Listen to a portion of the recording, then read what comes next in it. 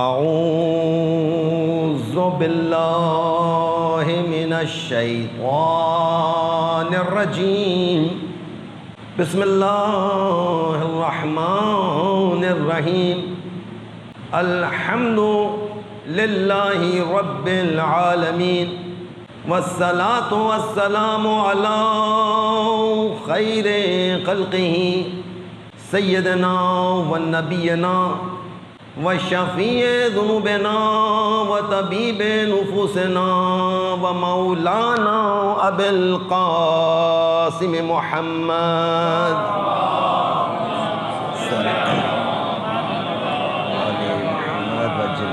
اما بعد فقد قال امام الزمان علیہ السلام بسم اللہ الرحمن الرحیم اللہم اصلح کل فاسد من امور المسلمین.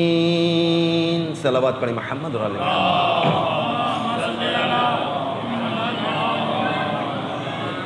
وعجل فرجهم اجمعین. اذان گرامی میں اور آپ مجلس برسی کے سلسلے میں یہاں حاضر ہوئے اور وقت گزرنے میں دیر نہیں لگتی ہے. یہ دوسری برسی آ گئی ہے اور یہ ہمارا نظام بھی کچھ اسی نوعیت سے ہوگا. ابھی تو ہم زندہ ہیں, ابھی ہم دوسروں کے لیے سویم, دوسروں کے 10ویں 20ویں, دوسروں کے 40ویں میں, دوسروں کی پہلی برسی میں, دوسری برسی میں شرکت کر رہے ہیں. اور یہ کرنٹ اکاؤنٹ میں اور آپ اس ساری شرکت سے یہ سمجھ بھی رہے ہیں کہ ہمارے ساتھ بھی یہی ہوگا. ایسے ہی ہے, بالکل سیم. اس میں ذرہ برابر بھی کوئی اضافہ نہیں ہوگا, کمی ہو سکتی ہے. کمی کے چانسز بہت زیادہ ہیں, لیکن جو کچھ میں اور آپ اپنے محرومین کے لیے کر رہے ہیں اس میں اضافہ نہیں ہے, کمی کے چانسز ہیں. لہذا میں اور آپ اس سارے سسٹم کو دیکھ رہے ہیں, اپنی آنکھوں سے سمجھ بھی رہے ہیں, لیکن قائل نہیں ہو رہے ہیں, قائل نہیں ہو پا رہے ہیں کہ آیا یہ جتنا بھی سسٹم چل رہا ہے کہ آیا یہ برسی جو ہے یہ کوئی رسم ہے.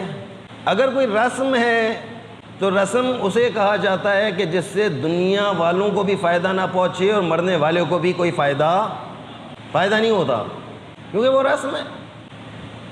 اب وہ رسم جو ہے وہ اسلامی رسم بھی ہو سکتی ہے, وہ رسم جو ہے جناب علی معاشرتی رسم. یہ رسم کہ بھئی یہ کرنا ہے, ابا کی برسی آ رہی ہے بھئی برسی کرنا ہے, والدہ کی برسی آ رہی ہے بھئی کیا کرنا ہے, بھئی برسی کرنا ہے, بس سب کو بلانا ہے.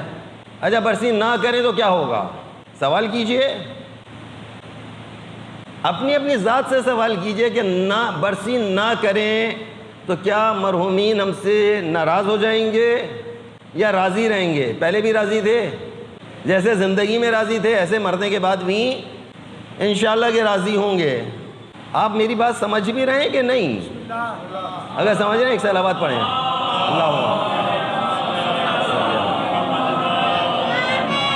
محمد وجل فرجهم اجمعین. عزیزان, یہ جتنا سارا سسٹم ہمارا چل رہا ہے کہ اگر وہ راضی ہیں نہیں راضی ہیں, آیا یہ جو کچھ بھی مجھے نہیں معلوم یہ نیاز میں کیا چیز ہوگی, اس لفافے میں جو بھی کچھ ہے تبرک ہے. اچھا نہ دیں تبرک مجلس میں تو کیسا ہے؟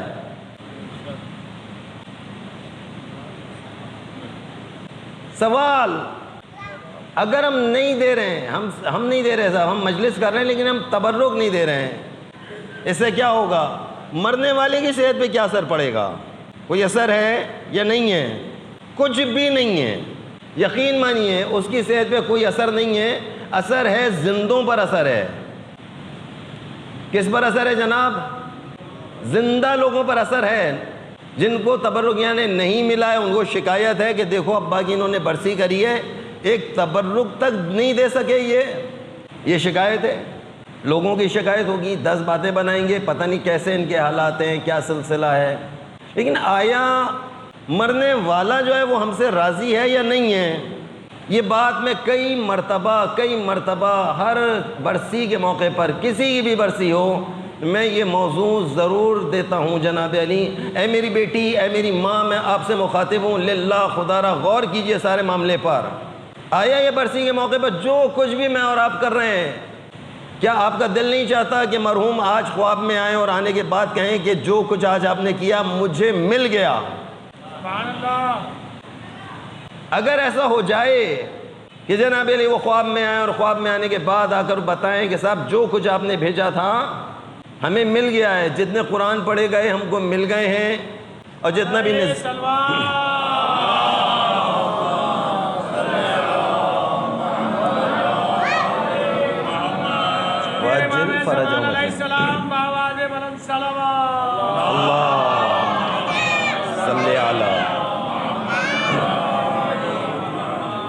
جعفر میاں سے گزارش ہے کہ باہر کا مائک بند ہوگا انشاءاللہ۔ جعفر میاں اگر آپ میری آواز سن رہے ہیں، جو بھی یہاں کی انتظامیہ ہے، اوپر کا لاؤڈ بند ہوگا انشاءاللہ، مجھے امید ہے ایسا ہے، اگر نہیں ہے تو بند کر دیجیے گا۔ جناب علی ہم کو اسراف پسند نہیں ہے، یہ اسراف ہے جناب، جتنے لوگ ہیں آواز اتنی ہونی چاہیے، اس سے زیادہ آواز نہیں ہونی چاہیے۔ ابھی ایام اعزا شروع ہو رہے ہیں، یہ اسراف بہت زیادہ ہوگا، لوگ ہوں گے جناب علی 50 اور آواز سننے کے لیے دی جائے گی جناب علی 500 افراد کی، اس طرف مائک، اس طرف لاؤڈ اسپیکر اور بھونپو اور پتہ نہیں ہارن، کیا کیا ان کے نام رکھے گئے ہیں، بڑے بڑے نام، وہ سارے چیز اس میں لگے ہوں گے۔ اسراف نہ کیجئے، للہ خدا را۔ ائمہ کو بھی اسراف نہیں پسند ہے، اور آپ کے ایسے اسراف سے ممکن ہے کہ دوسروں کو بھی باعث زحمت بن جائے یہ آواز۔ جب یہ آواز کثرت سے ہوتی ہے نا، پھر لوگ جناب علی کہتے ہیں کہ بھائی شیعہ بستی میں گھر نہیں لینا ہے، اور شیعہ سوسائٹی میں اگر گھر بھی لے لو تو کم سے کم امام بارگاہ اور مسجد سے دور رہنا، کیونکہ روزانہ سویم ہوگا، روزانہ سویم ہوگا، روزانہ 40واں ہوگا، روزانہ برسی کی مجلس ہوگی، بندے ہوں گے 40، بہت زیادہ 45 50، اس سے زیادہ نہیں ہوں گے، لیکن کان پڑی آواز سنائی نہیں دے رہی ہوگی، اس لیے بھائی مسجد سے دور رہنا۔ یہ پریکٹیکل بتا رہا ہوں آپ کو میں جناب، لہٰذا میں اپنی ہر مجلس میں پہلی گزارش یہی کرتا ہوں انتظامیہ سے بھی اور آپ مومنین سے بھی، سامعین سے بھی، کہ لاؤڈ کا کم سے کم استعمال کریں۔ انشاءاللہ کہ یہ والی بات میری بالکل صاف صاف آپ کی سمجھ میں آ گئی ہوگی۔ ایک صلوات اور پڑھ لیجئے گا، اللہم صلی علی۔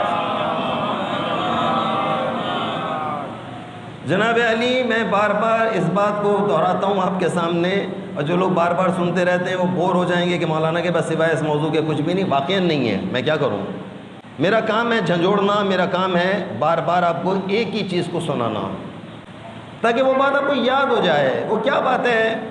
یہ مجلس ختم ہونے کے بعد مولانا کو ان کا لفافہ مل گیا، مسجد ٹرسٹ کو اپنی بکنگ کے پیسے مل گئے، نظر و نیاز بنانے والے کو، پکوان والے کو اپنا پیسہ چلا گیا یا نہیں گیا؟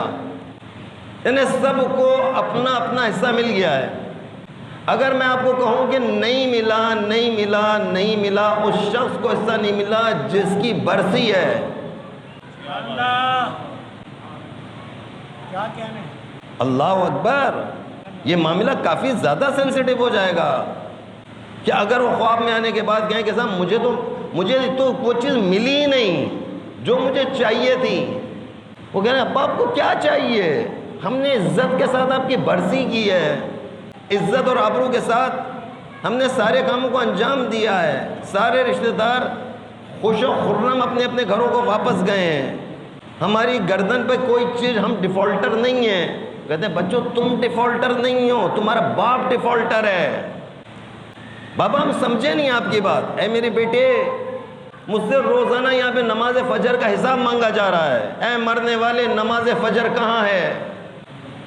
اے مرحوم، 25 سال کی نماز فجر تمہارے اوپر قضا ہے، 25 سال، 30 سال، تم نے 30 سال نماز فجر نہیں پڑھی ہے۔ مغرب عشاء میں چلے جاتے تھے نماز پڑھنے کے لیے، وہ پڑھ لی ہے لیکن فجر نہیں پڑھی ہے۔ نماز ظہر اور عصر کا روزانہ ملائکہ کھڑے ہو جاتے ہیں، ظہر کے وقت آتے ہیں، ظہر کا حساب مانگتے ہیں، کہتے ہیں ظہر دے دو ہم چلے جائیں گے، نہیں دو گے ظہر عذاب کے لیے تیار رہو۔ عذاب؟ آپ کے خیال میں کیا عذاب نہیں ہے؟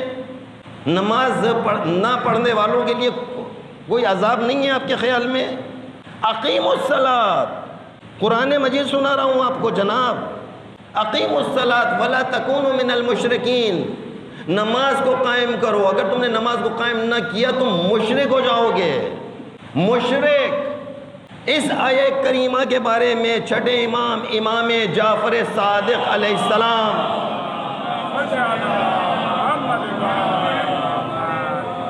مولا ارشاد فرماتے انہو مشرکون نجسون، بتحقیق یہ مشرک نجس ہیں. وہ کہہ رہے ہیں نماز کو قائم کرو. اگر تم نے نماز کو قائم نہ کیا تم مشرک ہو جاؤ گے. نماز کو قائم کرو. وہ نماز کا حساب مانگ رہے ہیں. امام حسین علیہ السلام پورے یعنی زمین کربلا پہ پورے نمازیں ہوتی پڑھ رہے تھے. بابا اتنی ٹینشن میں آپ نماز پڑھ رہے ہیں. مولا بھی ان کے ساتھ دشمن اہل بیت سامنے موجود ہیں، ان کے ساتھ کوئی بارگیننگ کریں، ان کے ساتھ کوئی جناب علیم سامنے اپنے مطالبات رکھیں، منوانے کی کوشش کریں. ابھی ٹائم ہمارے پاس کم رہ گیا ہے. آپ نماز کہتے ہیں بابا یہ نماز ہی کے لیے تو جنگ ہو رہی ہے. قیام نماز کے لیے جنگ ہے. نماز کی حفاظت کے لیے یہ سارا قیام امام حسین علیہ السلام. دین بچ جائے. دین کا کیا نام ہے؟ دین اسلام کی جڑ کیا ہے؟ دین اسلام کا ستون کیا ہے؟ کہا نماز دین اسلام کا ستون ہے یا نہیں ہے؟ بچپنے سے یہ والی حدیث سن رہے ہیں آپ. نماز دین اسلام کا ستون ہے، پلر ہے. ستون ہی نہیں ہے عمارت قائم ہی نہیں ہو سکتی ہے. آپ کی کوئی چیز قائم نہیں ہو پا رہی ہے جب تک آپ کے ستون آپ کے پاس نہ ہو. ستون آپ کی نماز ہے. اے میرے بچوں، اے میرے جوانوں، اے میری بیٹی، میں آپ سے مخاطب ہوں.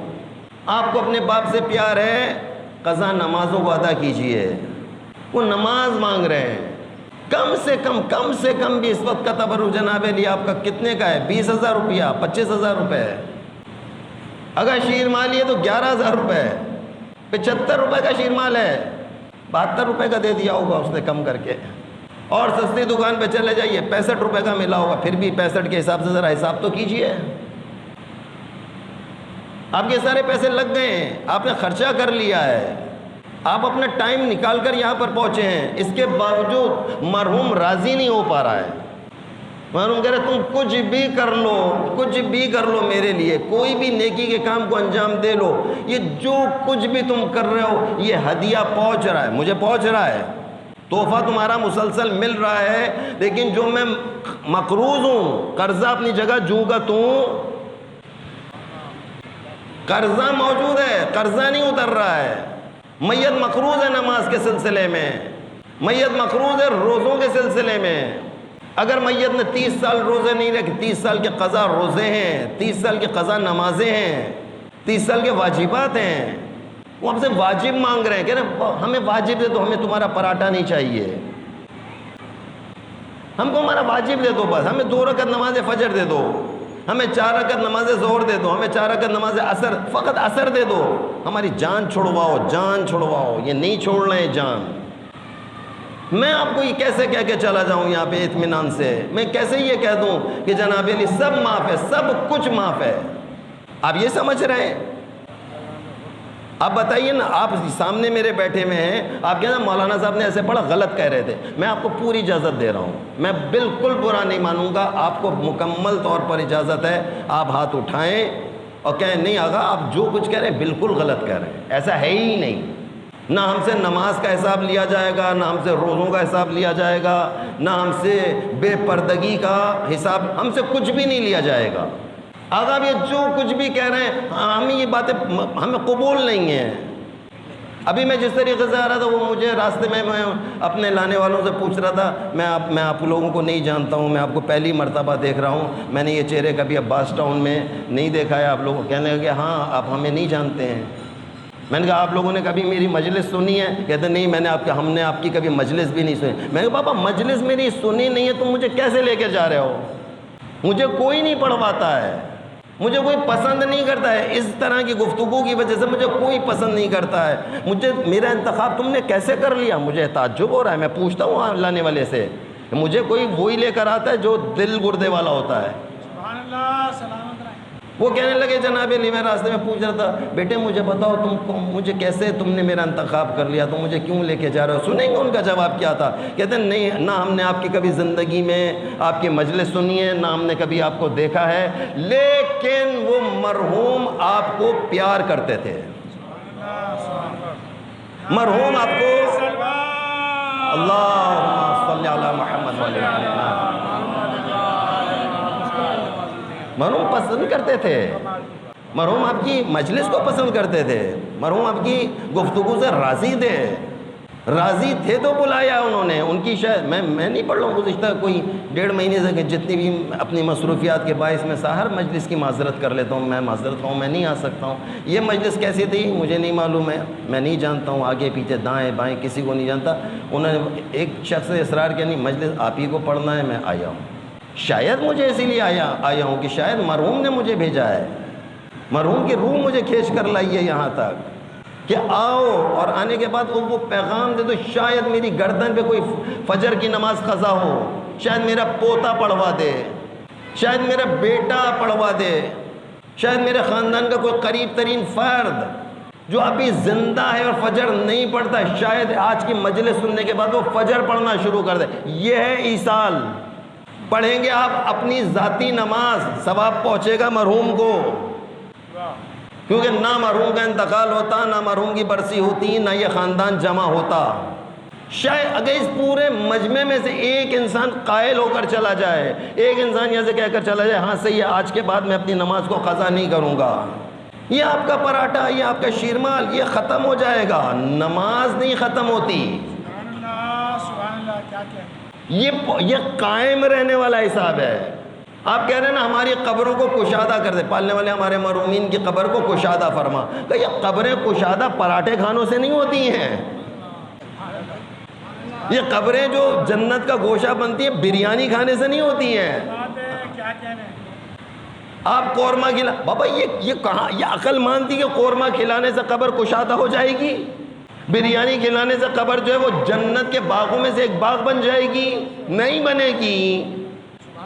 شاید بن جائے، کب بنے گی؟ کہ جب وہ بریانی بھی شاید بھوکے یتیم کو کھلا دی جائے۔ اگر یہ یتیم کو کھلا دیا جائے، بھوکے ضرورت مند کو کھلا دیا جائے، وہ دعا کرے گا، اس کی نسیں، اس کی آنتیں، اس کا پیٹ دعا دے گا، پالنے والے کہاں سے یہ رزق آ گیا ہے؟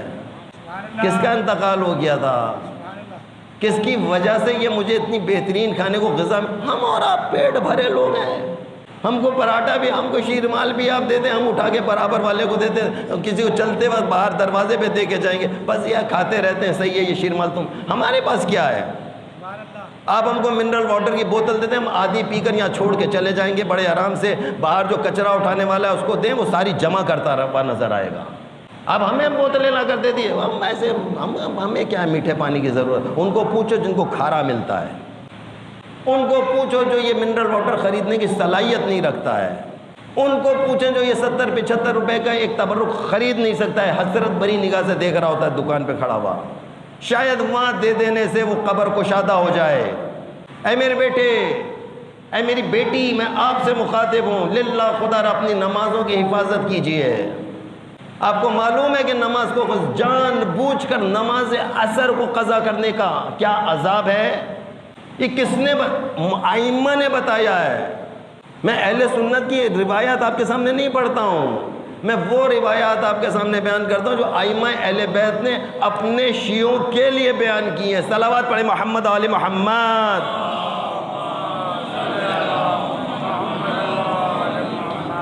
وجل فرجهم اجمعین۔ سن لیجئے جناب علی، روایت ہے عصر کی نماز جان بوجھ کر قضا کرنے والوں کا انجام، نماز عصر، شیعہ ہیں، مومن ہیں، مومنہ ہیں، نماز نہیں پڑھتے ہیں، ہم نماز نہیں پڑھتے، ہاں اللہ کا شکر ہم نماز نہیں پڑھتے، ایسے بھی ہیں۔ بدبخت، بدنصیب ہے وہ شخص۔ ان لوگوں کے لیے کوئی ایسا الفاظ میرے پاس نہیں ہے۔ عزیزان میرے بچوں، اپنے معاملے کی سنگینی کو سمجھ لو۔ دیکھو یہاں پہ کتنا معاملہ جناب علی سنگین ہوتا چلا جا رہا ہے۔ ایک صلوات پڑھے محمد علی محمد۔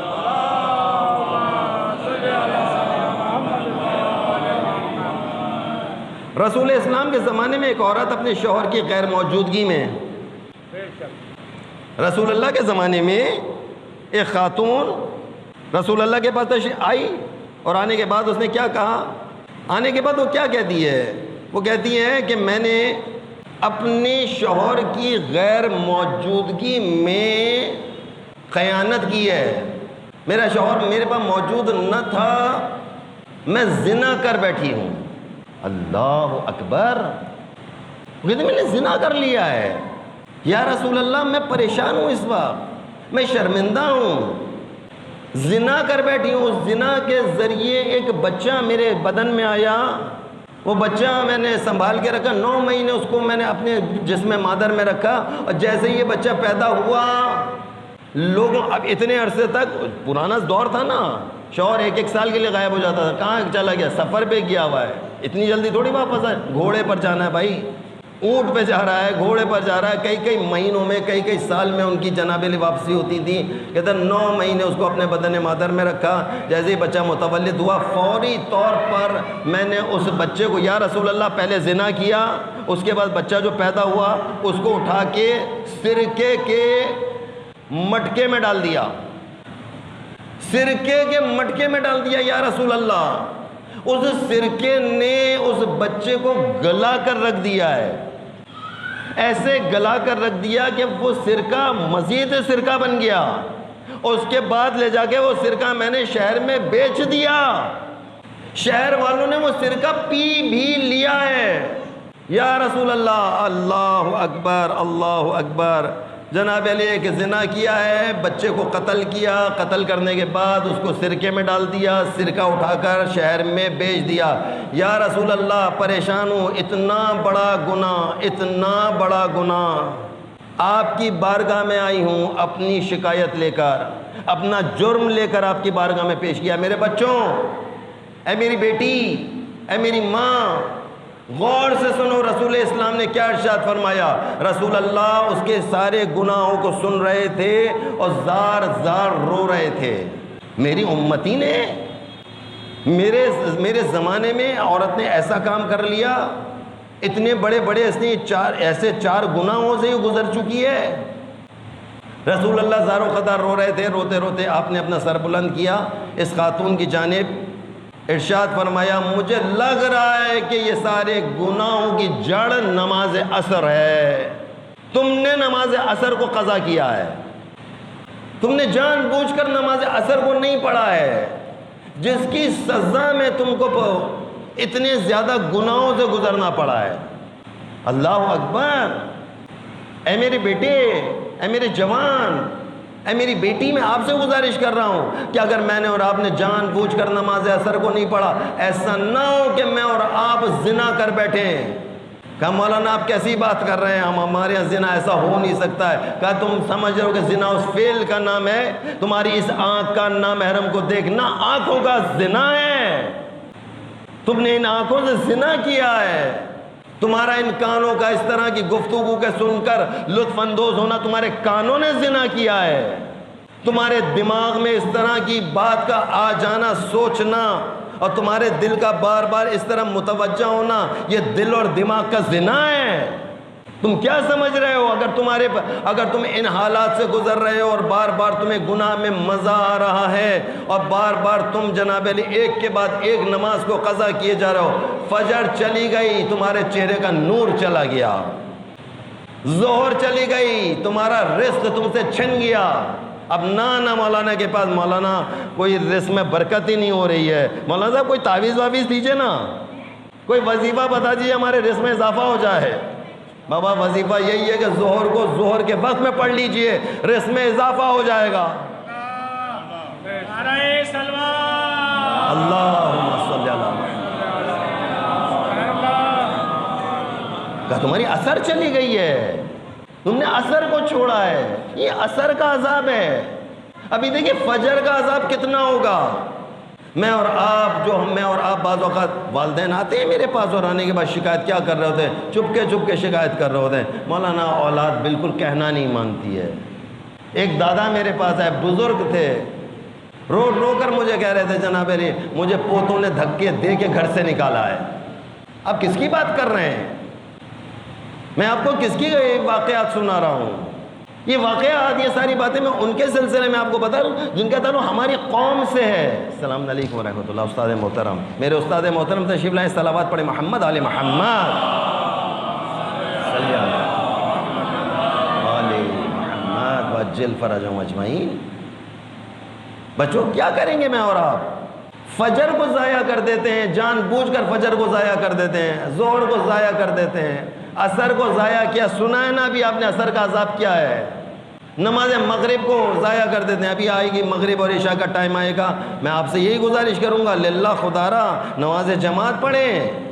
اگر وہاں گھر پر بھی گئے فاتحہ دینے کے لیے جلدی جلدی فاتحہ دیں، واپس یہاں پر آ کے جماعت پڑھیں۔ یہاں آتے ہوئے مشکلات کا سامنا ہو رہا ہے، جس کے گھر گئے وہیں جا کے مصلی بچھائیں، نماز پڑھیں۔ اگر آج آپ اول وقت نماز پڑھنے میں کامیاب ہو گئے، سمجھ لیں مرحوم کو جو چاہیے تھا وہ مل گیا، وہ مل گیا ہے۔ لیکن میں اور آپ وہ وقت نہیں، کھانے کا وقت نہیں ہے۔ کس نے کہا ہے کہ عین اذانوں کے وقت بیٹھ کے دسترخوان لگا کے کھانا کھائیے؟ کہاں آیا ہے؟ کہاں آیا ہے؟ فاتحہ دینے کے لیے آیا ہو، ممکن ہے فاتحہ دینے کے لیے عین مغرب کے وقت فاتحہ دی جائے، لیکن یہ تو نہیں ہے کہ عین مغرب کے وقت کھاؤ بھی بیٹھ کر۔ پوری مسجدیں خالی ہو جاتی ہیں، مسجدیں ویران ہو جاتی ہیں، عین وقت کہتے ہیں اتنا بڑا مجمع کہاں چلا ہے؟ کہتے ہیں جی وہ فاتحہ دینے کے لیے گیا ہے۔ کیا فاتحہ کے بعد یہ کہاں چلے گا؟ کہتے ہیں اب انہی کی فاتحہ ہو رہی ہے۔ یہ فاتحہ ہے میری اور آپ کی۔ ہم سے پوچھا جائے گا یہ 8 گز کا امامہ سر پہ لگا کر جناب قوم کو بے وقوف بنانے والے، جاؤ جہنم میں، تمہارا مقام جہنم ہے۔ تم نے قوم کو کیوں نہیں بتایا کیا واجب ہے؟ کیوں نہیں تم نے ان کو بتایا کہ کیا چیز حلال ہے؟ اگر تمہیں ہم نے ممبر دیا تھا، یہ ممبر رسول ہم نے تم کو اس لیے دیا تھا۔ شیخ عباس قمی علیہ رحمہ اپنی کتاب میں تحریر فرماتے ہیں، بالکل آخری صفحوں کی تحریر میں شیخ عباس قمی علیہ رحمہ فرماتے ہیں عالم جب ممبر پر آئے تو یہ سوچ کر آئے کہ آج اس کی زندگی کا آخری دن ہے، یہ ممبر سے نیچے اترے گا، اس کی موت واقع ہو جائے گی، جیسے اس کی موت واقع ہو جائے گی اس سے فوراً حساب اور کتاب شروع ہو جائے گا۔ پہلا حساب اس سے کیا لیا جائے گا؟ اے ائمہ کا لباس اختیار کرنے والی، یہ لباس ائمہ ہے۔ اے رسول خدا کا، رسول اسلام کا امامہ سر پہ سجانے والے، اے ممبر امام زمانہ پر بیٹھنے والے، حساب دے دیجئے، اس ممبر کا حساب دیجئے، ہم سے حساب لیا جائے گا۔ جناب آپ کیا سمجھ رہے ہیں کہ یہ ممبر کوئی بڑے مزے کی جگہ ہے؟ اس کی ذمہ داریاں ہیں، بہت زیادہ اس کی ذمہ داریاں ہیں۔ وہ کہتے ہیں شیخ عباس قمی علیہ رحمہ کہتے ہیں آخری دن تمہاری زندگی کا آخری دن ہے، کل کے لیے کچھ بچا کر نہ رکھنا۔ آگے محرم آ رہا ہے نا، اور محرم سے پہلے کے جو 2-3 ہفتے ہوتے ہیں، اس میں تمہارے کسٹمر بیٹھے ہوئے ہوتے ہیں سامنے، یہ کسٹمر ہیں، کہا یہ تمہاری مجلس کو پسند کریں گے، شاید تمہیں کوئی اپنے گھر پہ سالانہ مجلس پڑھانے کے لیے بلا لے، شاید تم سے کوئی خمسہ پڑھوا لے، شاید تم سے کوئی اپنا عشرے کے لیے تمہیں بکنگ ہو رہی ہے۔ مولانا صاحب ایسی تقریر کرتے کہ آپ کو کوئی اپنے مجلس پڑھانے کے لیے لے جاتا، اپنے پاؤں پہ خود کلاڑی مار لی۔ مولانا صاحب آپ کی اتنی سخت ترین گفتگو کے بعد آپ کو ممبر کون دے گا؟ ہے یا نہیں ہے؟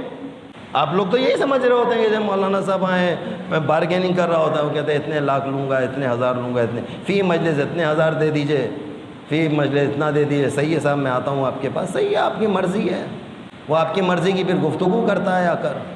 میرے بچوں، میرے جوانوں، للہ خدا را، یہ ایصال ثواب کی جو مجلس ہے، ایصال ثواب کب ہوتا ہے؟ کہ ایصال ثواب جب ہوتا ہے کہ جب مجلس سے ایصال ثواب میں پیش کی گئی احادیث پر مجلس میں شرکت کرنے والے ایک حدیث میں سے کسی ایک حدیث پر عمل کر لے۔ آپ کے عمل کے نتیجے میں مرحوم کی قبر کو کشادگی مل جاتی ہے۔ صلوات پڑھے محمد آل محمد۔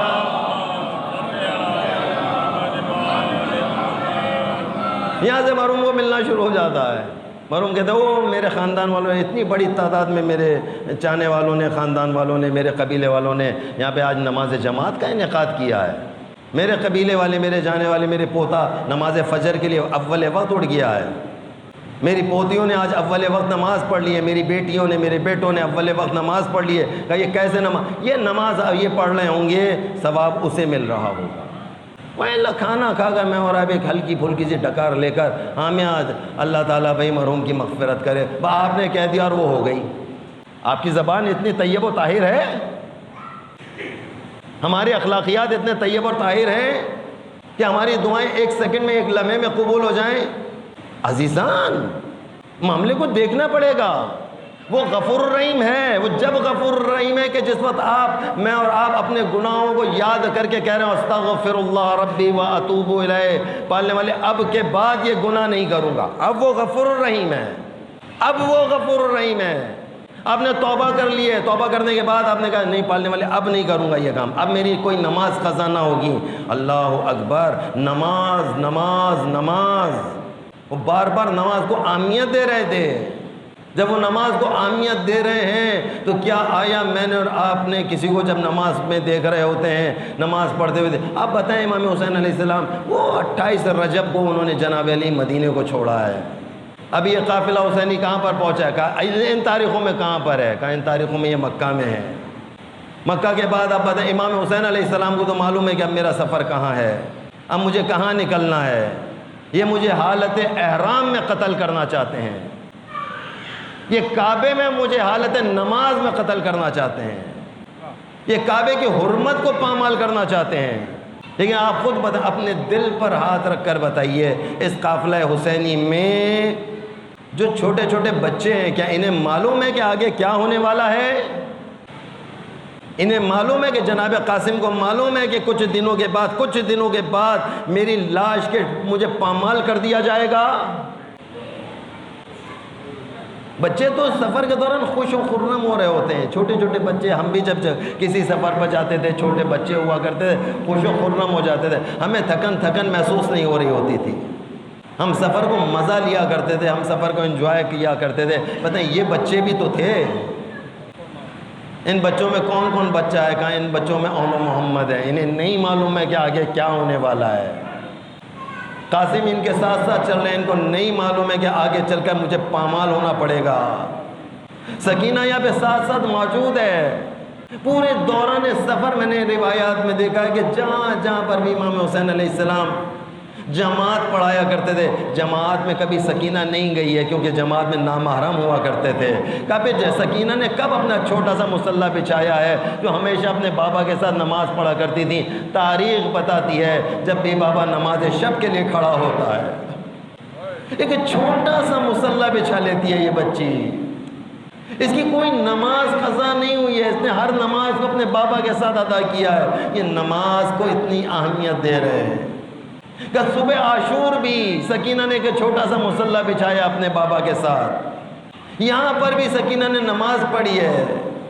عصر عاشور بھی سکینہ انتظار کر رہی تھی، استحباب مستحب نمازوں کو امام حسین علیہ السلام نے ہمیشہ اپنے خیمے میں ادا کیا ہے، لیکن آج کی نماز ایسی نماز تھی، سکینہ انتظار کرتی رہی ہے۔ عصر عاشور کے بعد 11 محرم کو بھی سکینہ نے کہ چھوٹا سا مصلی بچھایا ہے، بابا کا انتظار کر رہی ہے۔ اللہ اللہ، لیکن ایک بات ہے، ایک واقعہ ملتا ہے اسی نماز سے متعلق کہ شب عاشور امام حسین علیہ السلام نے اپنے تمام اصحاب کو جمع کیا، اور جمع کرنے کے بعد ایک ایک صحابی کو بتا رہے تھے کون کس مقام پر شہید کر دیا جائے گا اور کس کو کس طریقے سے قتل کیا جائے گا۔ اللہ اللہ، سب کو اس کا مقام بتاتے جا رہے تھے۔ اونو محمد، تم بچے تو ہو لیکن دیکھو تمہیں اس مقام پر تمہیں شہید کر دیا جائے گا۔ اے قاسم، اس مقام پر آپ کی لاش کو، آپ کی میت کو پامال کیا جا رہا ہوگا۔ اور کہتے کہتے بتانے لگے کہ دیکھو یہ چھوٹا سا ششمائی علی اصغر ہے نا، یہ بھی شہید کر دیا جائے گا۔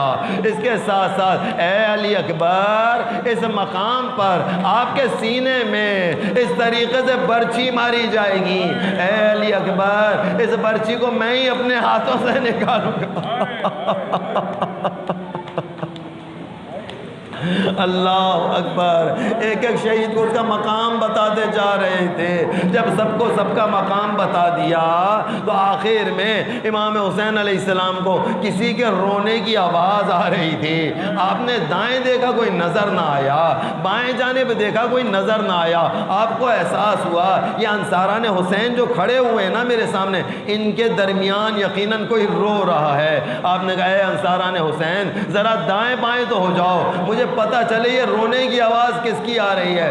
اب جو دیکھا رسول اللہ کا ایک بوڑھا صحابی جس کا نام عبداللہ ہے، عبداللہ ابن سعید ہے۔ اللہ اللہ، کتنا بوڑھا، 110 سال اس کی عمر مبارک ہے۔ کمر کتنی جھک گئی، حالت رکوع میں رہتا ہے، رکوع کی حالت میں قیام کرتا ہے۔ آقا حسین نے اس کو اپنے سینے سے لگایا، کہا کہ اے سعید کیوں رو رہے ہو؟ کہا کہ مولا آپ نے شہداء کی فہرست کو بیان کیا لیکن میرا نام نہ آیا۔ مولا میں مدینے سے پیچھے پیچھے چل رہا ہوں، مولا جب مکہ پہنچے میں پیچھے پیچھے آ رہا تھا، مولا زمین کربلا پہ جب آپ داخل ہوئے مولا پیچھے پیچھے میں ہی تو آ رہا تھا، مولا میرا نام نہ آیا، میں اتنا سننا تھا۔ مولا حسین آگے بڑھے، سعید کو گلے سے لگا لیا، کہا کہ سعید تم میرے نانا کی نشانی ہے، سعید تو اتنا بوڑھا ہو گیا ہے، تجھ پر سے جہاد ساقط ہو گیا ہے، اے سعید اب تو جہاد کے قابل نہیں ہے، میں اتنا سننا تھا۔ سعید نے دونوں ہاتھوں کو جوڑ کر کہا اے فرزند رسول اللہ مجھ سے کوئی تو خدمت لے لیجئے، میں اتنا سننا تھا۔ مولا حسین نے کہا اے سعید کل روز عاشورہ ہوگا، وقت عصر جس وقت آئے گا بس تم مصلح اذاں پہ چلے جانا، اذاں کو بلند کرنا، میں اتنا سننا تھا۔ سعید تڑپ اٹھا، سعید کہتا ہے مولا کیا اس وقت جس جنگ کا آغاز اذان علی اکبر سے ہو رہا ہے، مولا کیا اس وقت علی اکبر نہ ہوگا؟ مولا فرماتے ہیں نہیں نہیں اس وقت علی اکبر نہ ہوگا۔ اللہ اللہ، عاشور کا دن آیا، جنگ شروع ہو گئی، جیسے ہی وقت ظہر آیا سعید کو اپنا وعدہ یاد آ گیا، سعید گلدستہ اذان پر گئے، اذان کو بلند کیا، اذان کا سننا تھا۔ آقا حسین نے اپنی جنگ کو روک دیا، نماز کا آغاز کرنا چاہتے ہیں۔ بھائی اس وقت یزیدی لشکر نے کہا اب حسین کو چاروں طرف سے گھیر کے مارنا آسان ہو گیا ہے، اب حسین کو نماز میں جانے دو۔ بھائی ادھر میرے مولا حسین نے نماز کی تیاری کی ہے نا، ادھر یہ سعید بوڑھا صحابی جس کی عمر 110 سال ہے آگے بڑھ کر آیا، اپنی کمر کو سیدھا کر کے کہتا ہے اے فرزند زہرا آپ نماز کو ادا کیجئے، یہ بوڑھا آپ کی حفاظت کرے گا۔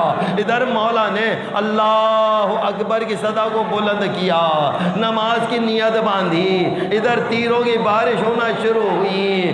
ارے سعید کبھی دائیں جانب جاتا ہے، کبھی بائیں جانب کے تیر اپنے اوپر لیتا ہے، آخر کار مولا نے اپنی نماز کو تمام کیا۔ مولا کہتے ہیں السلام علیکم ورحمت اللہ، ادھر سے سعید آواز دے کر کہتا ہے السلام علیکہ یا ابا عبداللہ، اے علی اصغر کے بابا میرا آخری سلام قبول کیجئے۔ اللہ اللہ، میرا مولا حسین آگے بڑھ کر گیا، ارے سعید کا سر اپنی گود میں رکھا، رکھنے کے بعد مولا ان کو بشارت دیتے ہیں اے میرے نانا کے بوڑھے صحابی میں آپ کو بشارت دیتا ہوں روز قیامت جنت میں آپ آگے آگے جا رہے ہوں گے، میں آپ کے پیچھے پیچھے چل رہا ہوں گا۔ سعید کہتے ہیں مولا اتنا بڑا رتبہ مجھے کیسے ملا؟ کہا سعید تو نے نماز پڑھنے والوں کی حفاظت کی ہے، اے سعید تو نے زمین کربلا پر اذان کو بلند کیا ہے۔ کچھ دیر گزری، سعید کہتا ہے مولا مجھے ایسا لگ رہا جیسے میرے سر پہ کوئی ٹھنڈی ٹھنڈی ہوا چل رہا ہے۔ آقا حسین روتے روتے کہتے ہیں سعید ادب سے سلام کر، میرے نانا رسول اللہ آپ کے استقبال کے لیے تشریف لائے ہیں، ارے کچھ لمحہ گزرا ہوگا۔ سعید کہتے ہیں مولا مجھے ایسا لگ رہا جیسے میرے کوئی بازوؤں کو آہستہ آہستہ دبا رہا ہے۔ مولا ارشاد فرماتے ہیں اے سعید ادب سے سلام کر، میرے بابا علی مرتضیٰ، میرا بھائی حسن مجتبی तब आओ। अरे आपके इस्तकबाल के लिए तशरीफ़ लाए हैं। कुछ देर गुजरी, सईद कहते मौला मुझे ऐसा लग रहा जैसे मेरे पैरों के पास आकर कोई बैठ गया हो। वह इतना सुनना था। हुसैन बेचैन हो गए। कहा सईद अपने पैरों को समेट ले। अरे मेरी माँ फातिमा तो ज़हरा आपके इस्तकबाल के लिए तशरीफ़ ला